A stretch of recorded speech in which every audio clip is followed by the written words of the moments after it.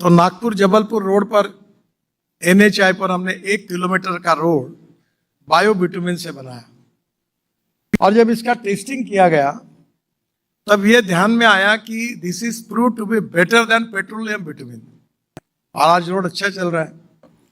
तो अभी central research और ऑर्गेनाइजेशन को मैंने कहा कि इसको और कमर्शियलाइज करो, पेटेंट लिया उन्होंने, और अभी 15 दिन के बाद मैंने ही तारीख नहीं दी है, कम से कम 15 कंपनियों ने वो पेटेंट खरीदने के लिए अप्लाई किया है।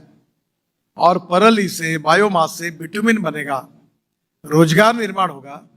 और पूरा बिटुमिन का तो जितना 40% तो हम ही खरीदते हैं रोड कंस्ट्रक्शन में, और पूरा अगर ये बायो वेस्ट जो है, बायोमास है जो जलाते हैं कुछ बार, उसका कन्वर्सन अगर बायो बिटुमिन में होगा तो 50 लाख टन बिटुमिन का इंपोर्ट कम होगा, और बदले में गांव में उसके रोजगार निर्माण होंगे और वहां गांव समृद्ध और संपन्न होंगे। अब हवाई ईंधन की बात कर रहे हैं। मैं खुद स्पाइस जेट के फ्लाइट में देहरादून से Delhi 100% bio aviation fuel, sustainable aviation fuel पर आया हूं। अभी हम लोग एमपीबीएस सी प्लेन की बात कर रहे हैं, अभी जल्दी ही वो शुरू हो रहे देश में, पानी पे उतरने वाले हवाई जहाज।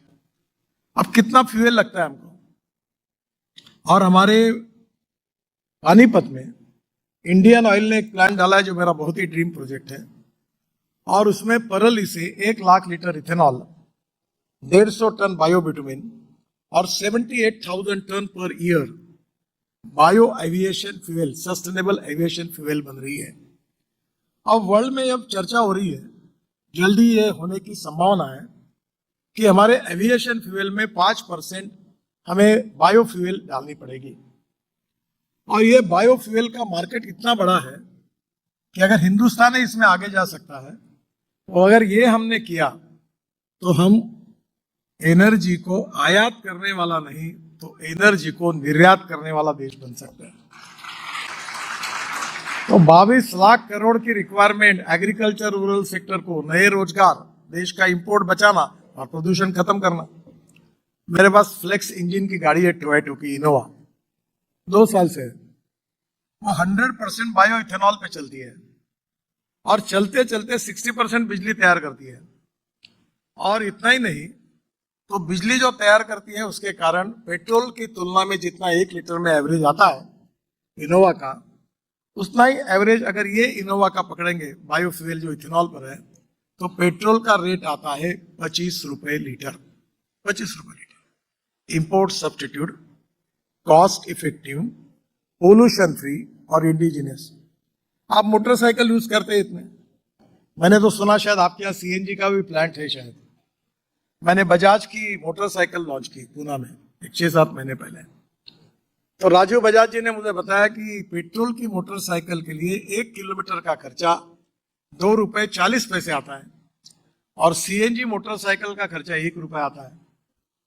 अब साउथ इंडिया में बड़े प्रमाण पर लोग LPG यूज कर रहे हैं, अब CNG की मोटरसाइकिल आ रही है, और इसलिए आने वाले समय में जो 22 लाख करोड़ के इंपोर्ट को कम करना, प्रदूषण को समाप्त करना, और ये 22 lakh crore agriculture rural economy जाएंगे, तो कितना बड़ा काम होगा।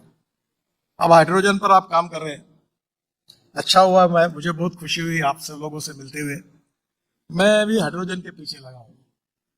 अब हाइड्रोजन की कीमत आती है 350-400 रुपए केजी, और मैं आपको एक चैलेंज देके जा रहा हूं कि आपको हाइड्रोजन की कीमत $1 पर केजी लाना है, और जिस दिन आप $1 पर केजी लाओगे उस दिन हिंदुस्तान, अब हाइड्रोजन तो आपको पता ही है कि इंडस्ट्री में यूज होगा, स्टील, फार्मास्यूटिकल इंडस्ट्री में, ट्रांसपोर्ट, एविएशन, रेलवे। हाइड्रोजन ये फ्यूचर है। मेरे पास हाइड्रोजन की कार है, टोयोटा की है, सुंदर मर्सिडीज जैसी कार है। मैं अनेक लोग, क्योंकि लोग विश्वास ही नहीं रखते कि हाइड्रोजन पे गाड़ी चल सकती है।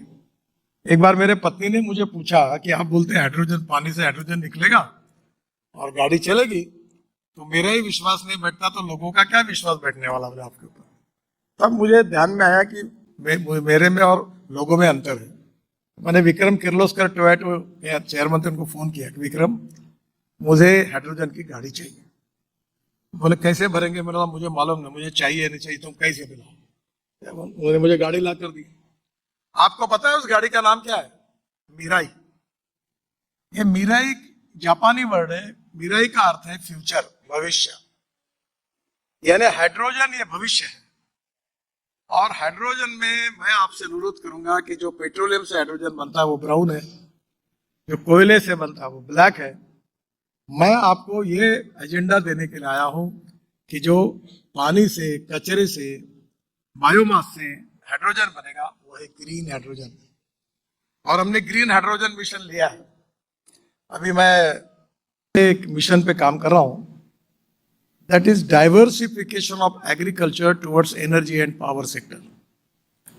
और मुझे बड़ी खुशी हुई कि हमारे देश में आज बड़े प्रमाण पर हम अल्टरनेटिव फ्यूल और बायोफ्यूल में काफ़ी अच्छा काम हुआ है। जैसे आपको पता होगा कि हमारे देश में चावल सरप्लस है, गेहूं सरप्लस है, मक्का सरप्लस है, और इसके कारण एग्रीकल्चर कमोडिटी की प्राइस ही नहीं बढ़ती है क्योंकि सरप्लस है। क्योंकि डिमांड एंड सप्लाई के इसमें आज परिस्थिति ऐसी है कि एग्रीकल्चर प्रोडक्ट की कीमत नहीं बढ़ रही, पर फर्टिलाइजर, इंसेक्टिसाइड, बाकी बातों की बढ़ रही है। तो एग्रीकल्चर इकोनॉमिकली नॉन वायबल हो रहा है। और आप जैसे लोगों को तो ये पक्का पता है कि कोई भी चीज अगर सक्सेस करनी होगी तो केवल नॉलेज एंड टेक्नोलॉजी से काम नहीं होता। पहली बात है प्रूवन टेक्नोलॉजी, दूसरी इंपॉर्टेंट चीज है इकोनॉमिक वायबिलिटी, तीसरी इंपॉर्टेंट चीज है अवेलेबिलिटी ऑफ रॉ मटेरियल, और चौथी बात है marketability of the finish product. जब उसके कॉस्ट एंड क्वालिटी उतनी इंपॉर्टेंट है तो एग्रीकल्चर में आज विशेष रूप से 22 लाख करोड़ रुपए हम फॉसिल फ्यूल के इंपोर्ट के लिए खर्चा कर रहे हैं, 22 लाख करोड़। और मैं ऑटोमोबाइल का मंत्री हूँ, और हमारे इंडस्ट्री का साइज जब मैं मंत्री बना 2014 में, तो वो साइज था 14 लाख करोड़ का। हम 7वें नंबर पे थे, और अभी 6 महीने पहले हमने जापान को पीछे डालकर हम तीसरे नंबर पर आए हैं। हमारा साइज हुआ है 22 लाख करोड़। और अभी अमेरिका पहले नंबर पर है, उनका साइज ऑफ इंडस्ट्री है 79 लाख करोड़। सेकंड नंबर पर चाइना है, वो 49 लाख करोड़। और थर्ड नंबर पर इंडिया है, हमारा साइज है 22 लाख करोड़।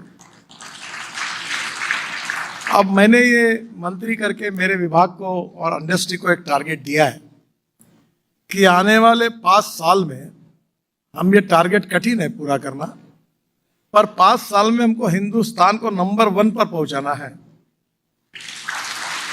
और ये हिंदुस्तान का ग्रोथ इंजन ये इंडस्ट्री है। ये ऐसी इंडस्ट्री है कि जो हिंदुस्तान में 4.5 करोड़ युवाओं को जॉब दे चुकी है।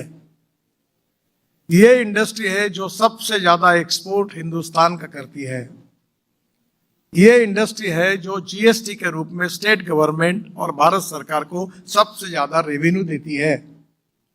और ये इंडस्ट्री में एक्सपोर्ट पोटेंशियल है। अभी भी हमारे 2 व्हीलर बजाज, टीवीएस, हीरो और होंडा 50% प्रोडक्शन एक्सपोर्ट करते हैं। और इसलिए आने वाले समय में हम लोग जो अल्टरनेटिव फ्यूल और बायोफ्यूल में काम कर रहे हैं,